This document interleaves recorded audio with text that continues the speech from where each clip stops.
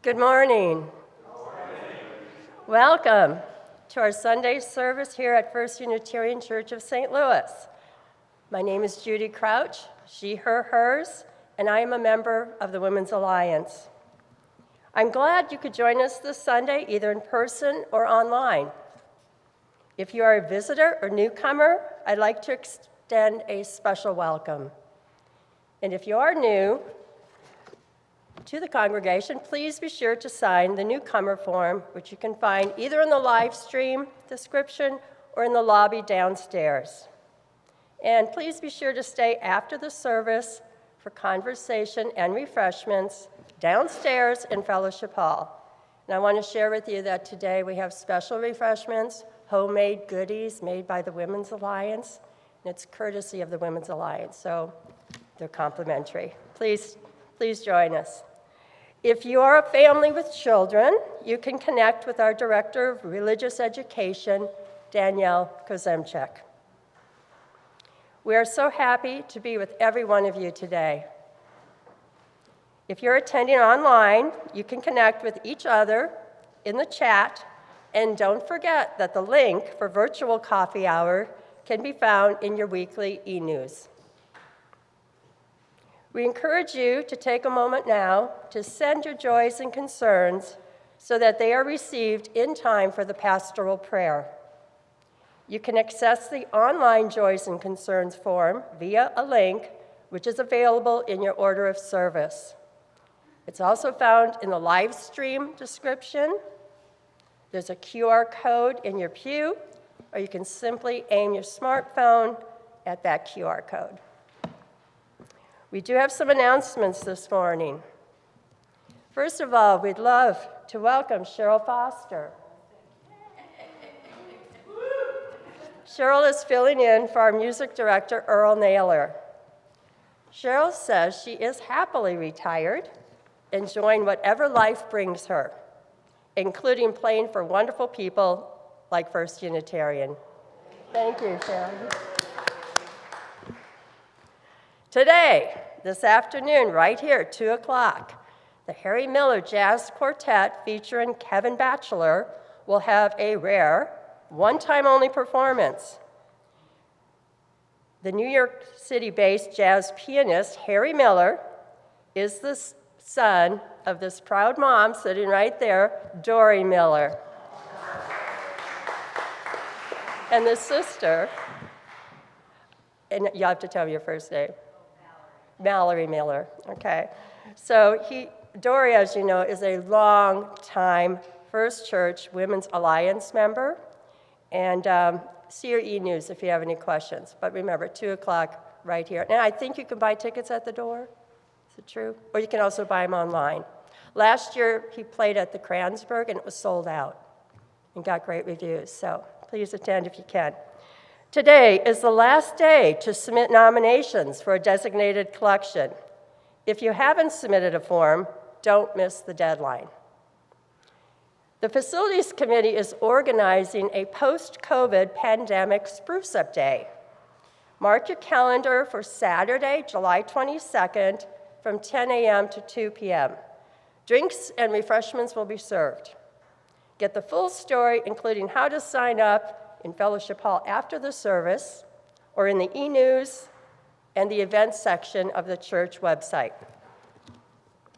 On Sunday, July 23rd, First Church members and friends can support the Trinity Hot Lunch program by preparing a meal in Fellowship Hall kitchen and then transporting and serving it at Trinity. You can get the full story, including how to sign up, down in Fellowship Hall after the service. It's also in the e-news and the news and events section of the church website.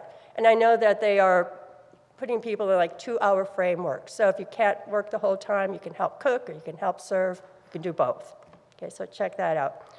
Welcome to this religious community where we affirm the dignity and freedom of all who enter. Here we seek to live together in relationship and respect, so that we may embrace and celebrate our differences. Our religious values invite us to a shared journey of truth and meaning. Sincerity and connection guide our religious community and call us into deeper association with ourselves and with our world. Welcome. We are glad you are part of our community this morning. Now, please enjoy our prelude, Prelude in C Major by J.S. Bach, as performed by our guest organist, Cheryl Foster.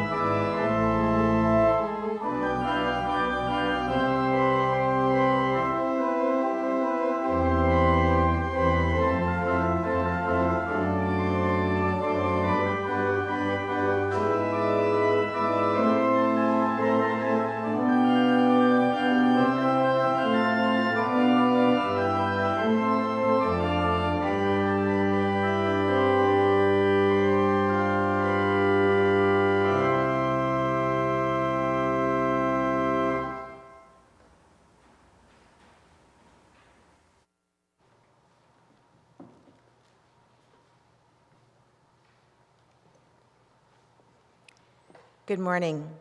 I'm Cheryl Coulter, she, her, hers, and I'm a member of the Women's Alliance here at First Unitarian Church.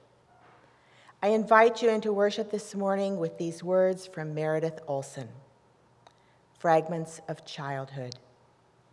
We were all children once, and we carry fragments of our childhood times with us. Fragments of play, celebrations, mystery, friendship, despair, hope, and more.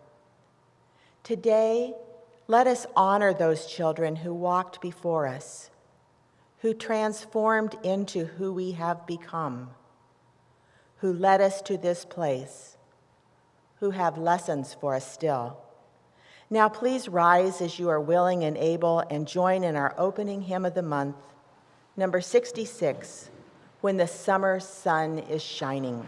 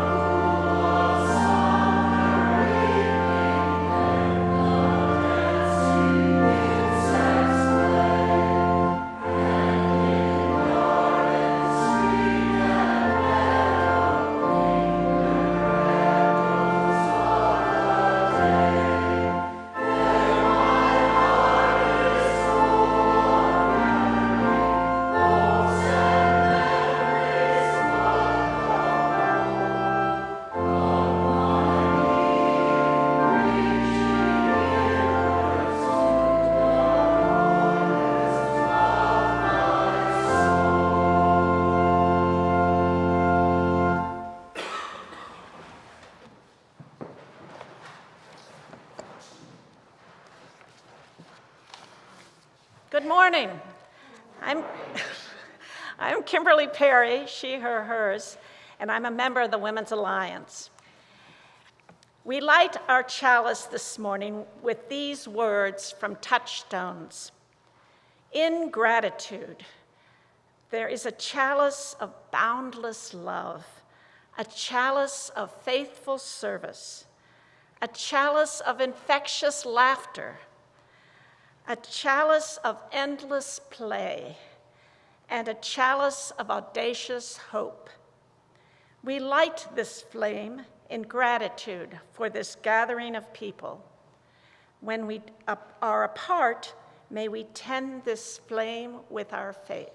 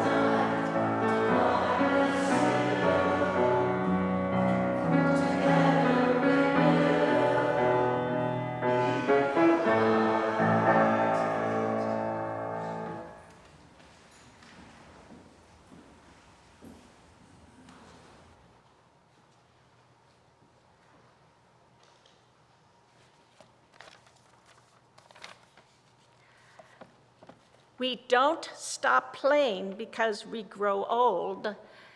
We grow old because we stop playing. George Bernard Shaw. Culture arises and unfolds in and as play. Johann Hunzinger.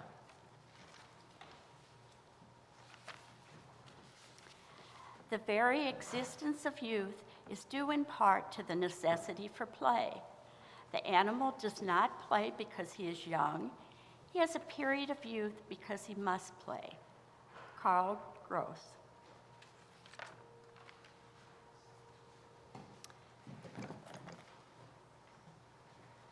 Good morning. I'm Pamela Gempel, she, her, hers. I'm a member of the Women's Alliance at First Unitarian Church. Our first reading is by Reverend Alex Gurman. Let us join in the spirit of prayer and meditation. We are each different. Some of us are bigger and others are smaller. Some of us are taller and others are shorter. Our hair is different colors, our eyes are different shapes. Some of us like to spend our time playing with dinosaurs, others like playing with cards. Some of us like running, others like reading. Some of us like eating cookies, others like drinking coffee. We are different, but we are also alike, because each of us is good at some things and not so good at others. Each of us has days when we are kind and help others, and we have days when we are grumpy and gruff. We are alike because we each try to do what seems right to us. We each do the best we can.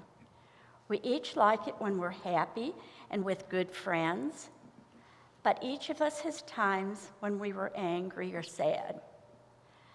Let us remember that even though we may sometimes think life would be easier if everyone liked just what we like and everyone thought just what we think, our differences are what make each of us unique and special.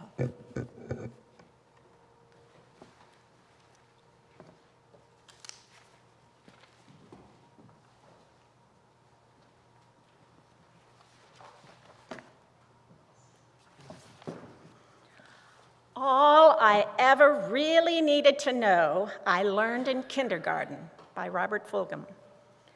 All I really need to know about how to live and what to do and how to be, I learned in kindergarten. Wisdom was not at the top of the graduate school mountain, but there in the sand pile at school. These are the things I learned. Share everything. Play fair. Don't hit people. Put things back where you found them. Clean up your own mess. Don't take things that aren't yours. Say you're sorry when you hurt someone. Wash your hands before you eat. Flush. Warm cookies and cold milk are good for you. Live a balanced life. Learn some and think some and draw and paint and sing and dance and play and work some every day. Take a nap every afternoon. When you go out into the world, watch out for traffic, hold hands, and stick together. Be aware of wonder. Remember the little seed in the styrofoam cup. The roots go down and the plant goes up, and nobody really knows how or why, but we're all like that. Goldfish and hamsters and white mice and even the little seed in the styrofoam cup, they all die. So do we. And remember the Dick and Jane books, the first word you learned, the biggest word of all, look. Everything you need to know is there somewhere. The golden rule, love and basic sanitation, ecology and politics and equality and sane living. Take any one of those items and extrapolate to sophisticated adult terms and apply it to your family life or your work or government or your world, and it holds true and clear and firm. Think what a better world this would be if we all, the whole world, had cookies and milk at 3 o'clock and then laid down with our blankies for a nap. Or if all governments had a basic policy to always put things back where they found them and to clean up their own mess. And it's still true, no matter how old you are, when you go out in the world, it's best to hold hands and stick together. Isn't that a lovely reading? When Fulgham's book was published in 1988, it became a bestseller. What may be less well known is that Fulgham is Reverend Fulgham, Minister Emeritus of the Unitarian Universalist Church in Edmonds, Washington. He's one of us. His writing describes simple, loving rules of life. He demonstrates that faith can be loving, not hell versus heaven. His writing reflects UU values and the 7 principles of our faith. Now, I recognize that these principles are being reviewed and revised, but you can get the idea. Examples are the inherent worth and dignity of every person, justice, equity, and compassion in human relations, a free and responsible search for truth and meaning. Sounds very Fulgham-esque to me. Our church's Women's Alliance also reflects Fulgham's rules. We're rather bureaucratic with rules, bylaws, and committees, yet when we're together, we generally figure things out by consensus in a very loving, non-Robert's Rules kind of way.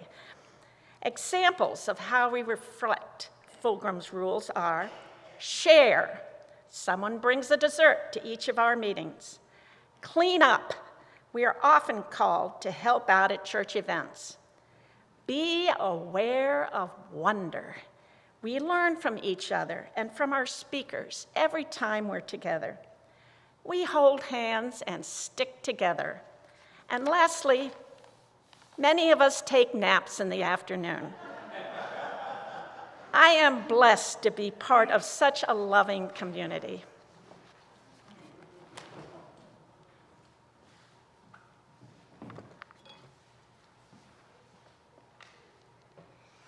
Good morning. My name is Margaret Weck, she, her, and I am a member of the Women's Alliance here at First Unitarian Church and a longtime member of the congregation. Each week, we bring our joys, celebrations, sorrows, and concerns with us into this space together. We share them with each other so that we may find the support that lightens our burdens as well as magnifies our celebrations. Now is the time in our service where we connect with each other by sharing our sorrows and concerns. In our community today,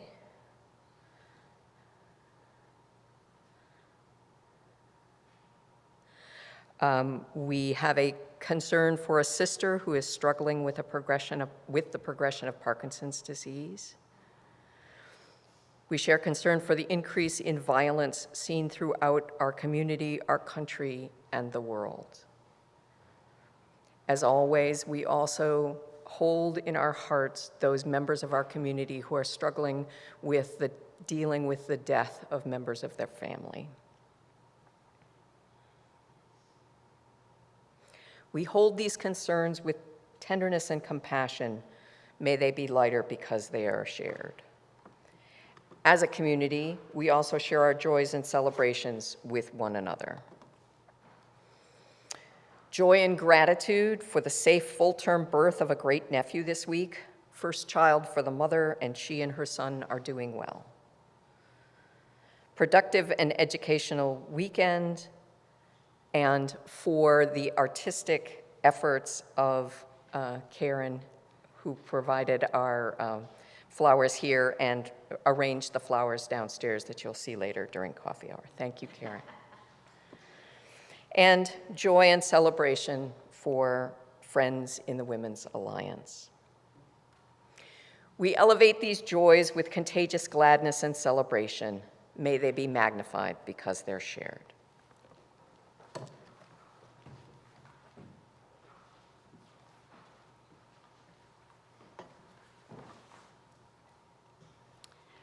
With many joys and concerns remaining unspoken in our hearts and minds, I invite you into a spirit of prayer and mindful attention.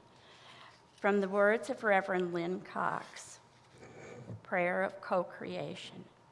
Creative Spirit, source of life and love, we give thanks for the beauty of this day and for the company of those assembled here. Thank you for the breezes of change, clearing our heads and bringing fresh ideas. May they cleanse our minds of the oppressions and isms that divide us. Thank you for the flame of hope, the heat of righteous anger, the warmth of compassion, and the fire of commitment. May they bubble the cauldrons of transformation. Thank you for oceans of love, rivers of connection, tears of relief, and pools of serenity. May healing waters flow over us and through us and among us, wearing down the sharp rocks of despair to bring joy in the morning. Thank you for the good earth beneath us, around us, and within us. May we take this clay and co-create a new realm of justice and beauty. Thank you for the spirit of life that has animated play, creativity, exploration, and science. Thank you for all these and more. We accept our gifts and commit to building, sculpting, painting, singing, and dancing them to life, to abundant life. So be it, blessed be. Amen.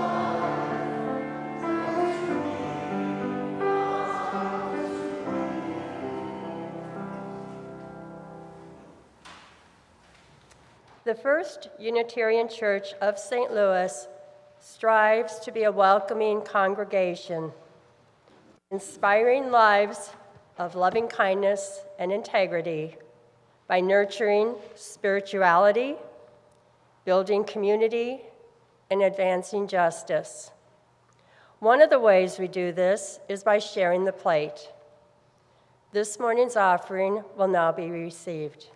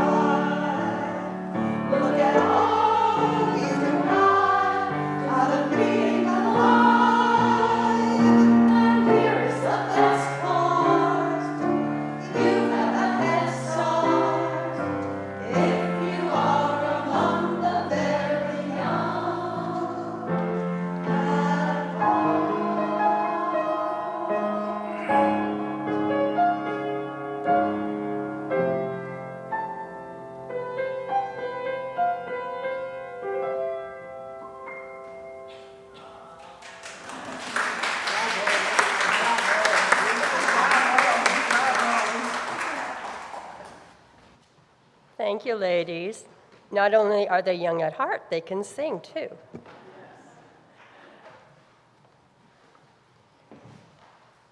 For your generosity and for the Women's Alliance, which has been a vital part of our church community for many, many years, we give thanks.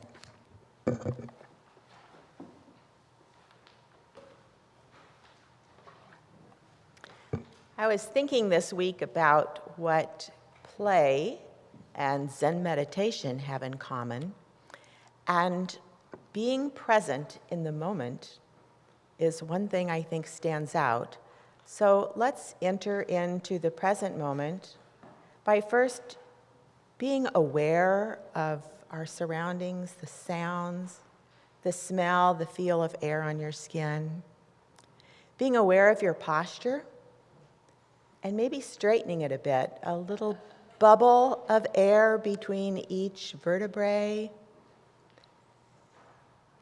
ears above shoulders, shoulders back and relaxed, and to relax the face, a little smile on the face. Become aware of breath. And for the next couple of minutes, just stay with the breath. Letting go of the week. Letting go of this morning. Letting go of expectations. Just being present in this moment with this breath.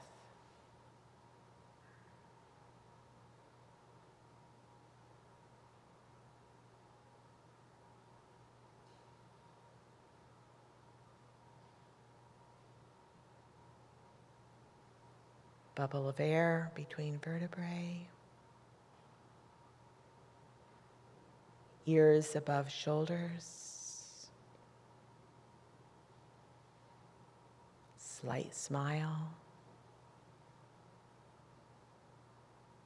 And this breath.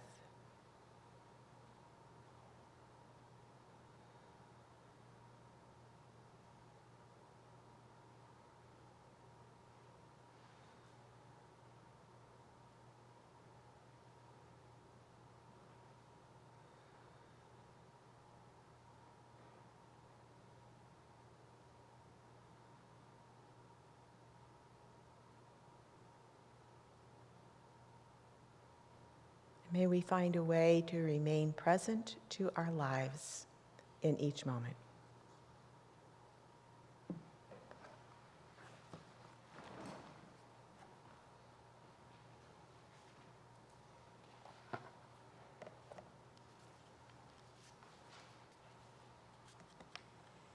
Now in myth and ritual, the great instinctive forces of civilized life have their origin.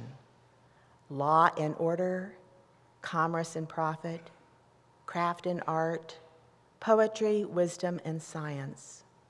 All are rooted in the primeval soil of play.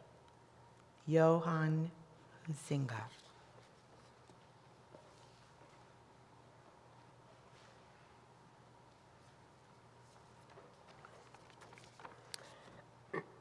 Children who play creatively find multiple uses for objects. They can transform a blanket into a tent one day and a cave the next. A stick can be a magic wand, a sword, a lightsaber, or a mast for a schooner. Susan Lynn.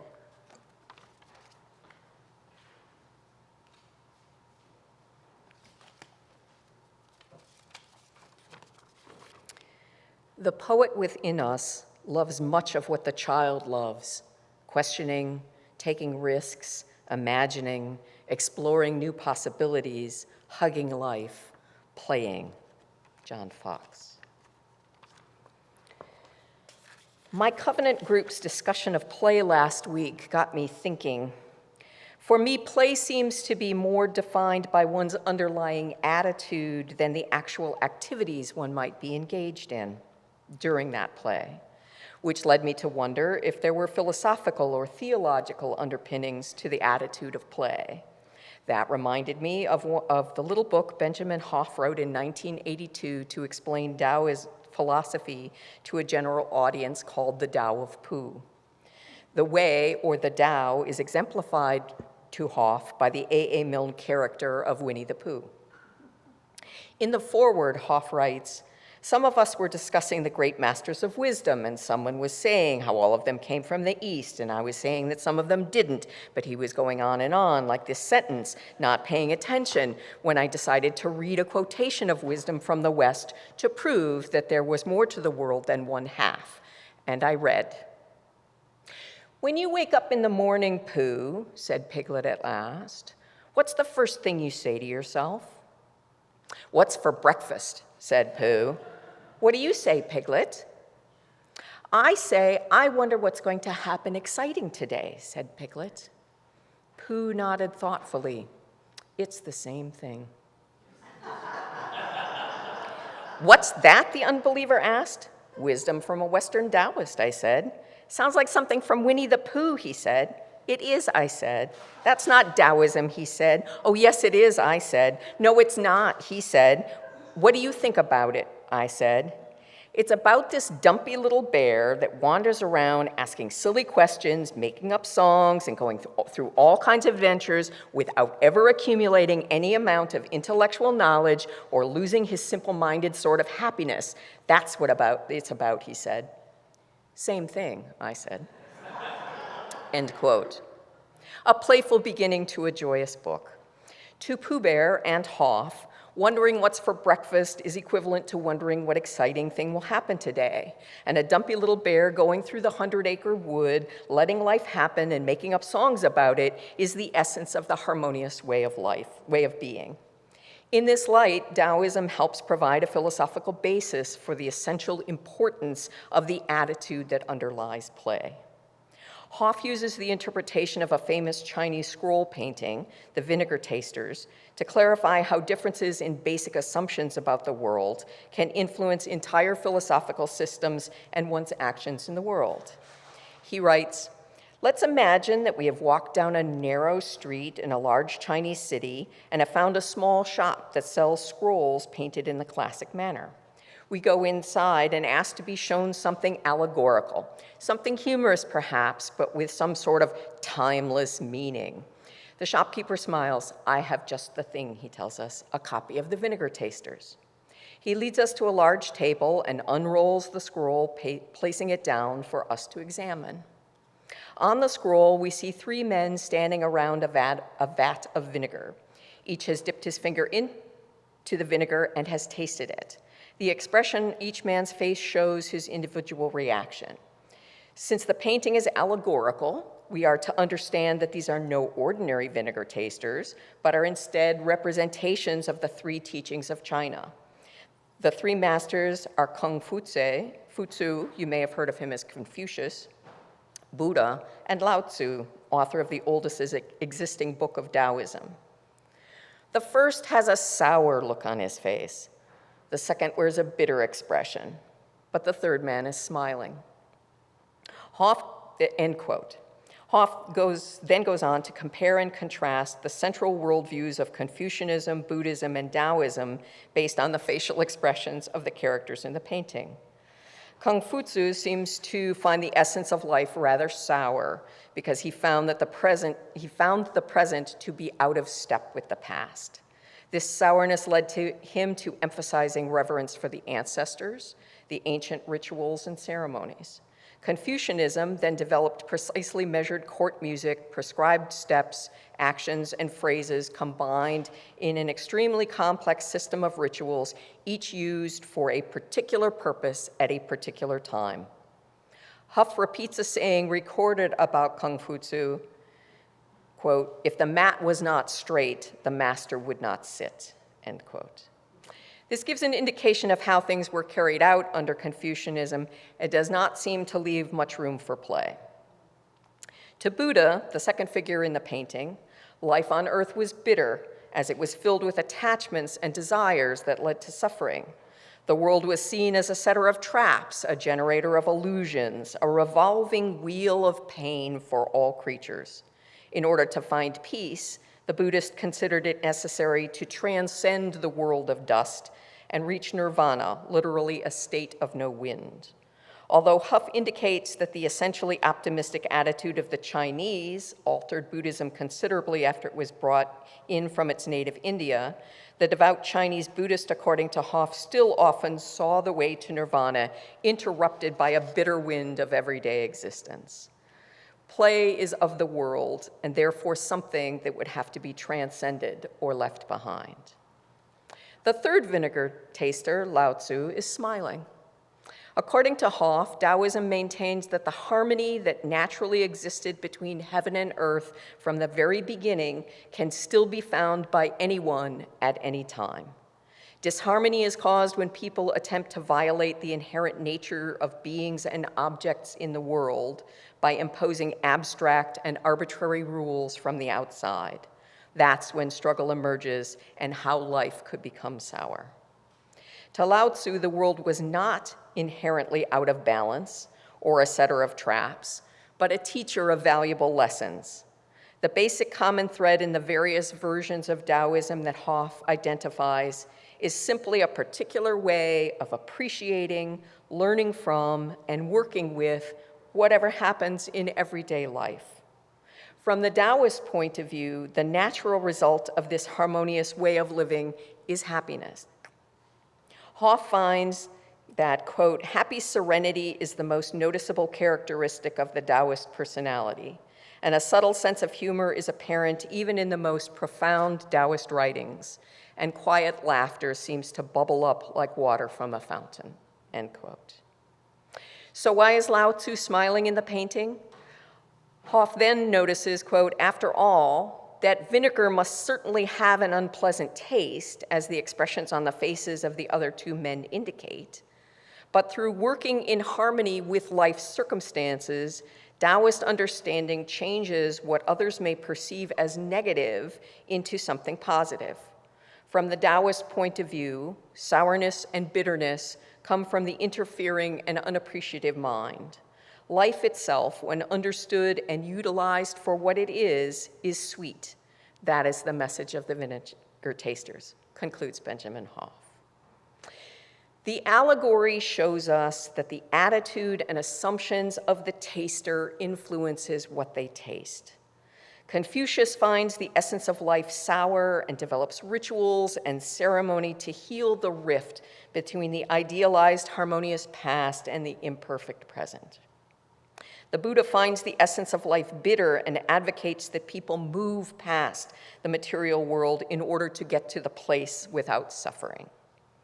Regardless of the actual taste sensation, Lao Tzu, however, is able to smile because the essence of life is what it is, and that is as it should be.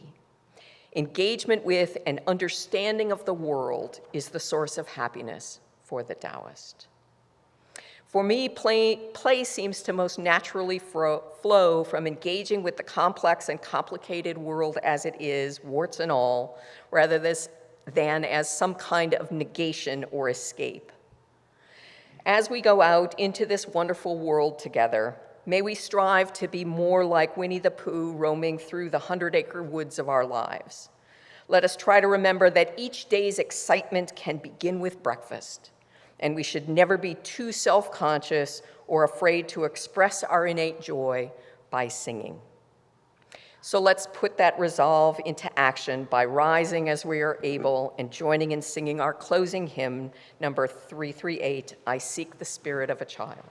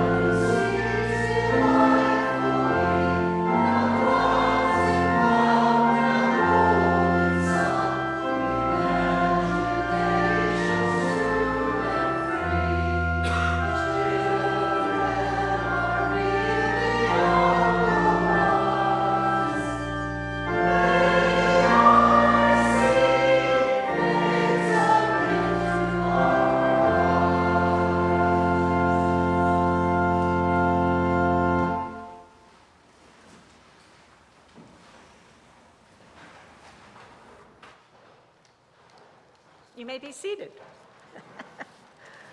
Wow. The imagination is an essential tool of the mind, a fundamental way of thinking, an indispensable means of becoming and remaining human.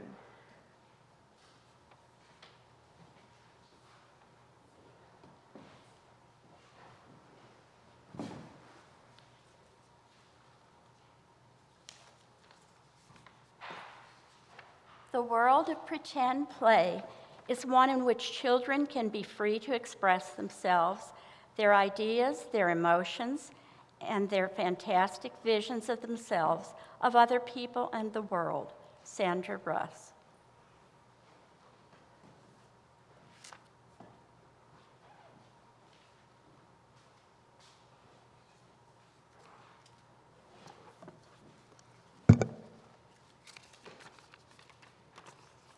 Play and playful forms of activity potentially lead towards increasingly complex forms of knowledge, skills, and understanding.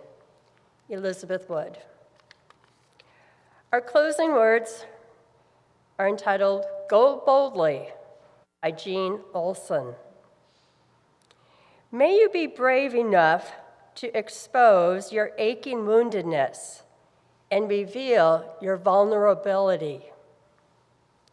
May you speak the deepest truths, knowing that they will change as you do. May you sing the music within you, composing your own melody, playing your own song with all your heart. May you draw, paint, sculpt, and sew, showing the world your vision. May you write letters, poetry, biography, slogans, graffiti, the great novel, laying bare your words to love and hate. May you love even though your heart breaks again and again. And until the end of your days, may your life be filled with possibilities and courage.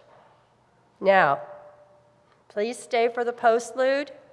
After the postlude, as your last act of worship, please turn and greet your neighbors.